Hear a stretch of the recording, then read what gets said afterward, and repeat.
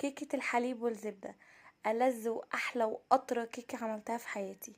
بروح وباجي ومبعملش إلا هي، بجد بتبقى خطيرة. كيكة الزبدة اللي بنشتريها من السوبر ماركت هي دي بكل تركاتها وتفاصيلها. هتعملي أحلى كيكة زبدة، بجد بتبقى طعمها يجنن. ومكوناتها كلها مكونات الكيكة العادية: كوبايتين دقيق، كوباية سكر، كوباية الا ربع لبن، نص كوباية زيت، 3 بيضات، فانيليا، معلقة ونص بيكنج باودر صغيرين، رشة ملح، ومن 80 ل85 جرام زبدة. هنا بقى جبت الخلاط بتاعي، هنزل بيه ب3 بيضات. هما البيضات يعني حلوين كده، مش صغيرين قوي ومش كبار. على طول هنزل وراهم بالفانيليا. انا نزلت بنوعين فانيليا، باكت فانيليا، والفانيليا السائلة حطيت منها معلقة. نزلت بالزيت والسكر، يبقى بيض وفانيليا وزيت وسكر. بس كده هضربهم في الخلاط لحد السكر ما يدوب تماما والقوام عندي يفتح. هنا بقى هنزل بالدقيق، دقيق منخول كويس جدا، عليه البيكنج باودر ورشة الملح. هقلب كل المكونات الجافة بالويسك علشان انزل عليهم بالخليط السائل بتاعي. وبصوا هتبقى كيكة خطيرة، بجد لازم تجربوها.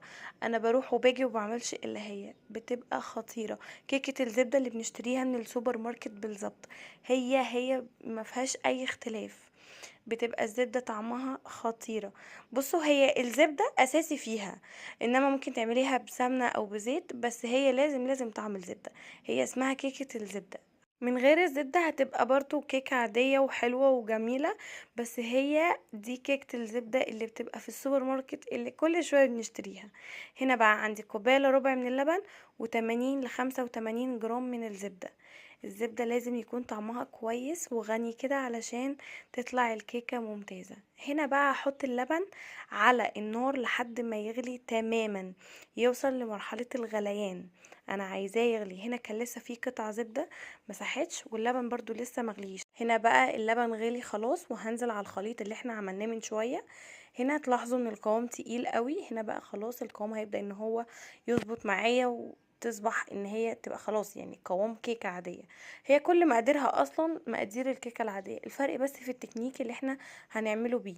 لما بنحط الزبدة واللبن على النار، الطعم بتاع الزبدة بيبقى طاغي قوي، بتبقى خطيرة، عشان كده اسمها كيكة الزبدة.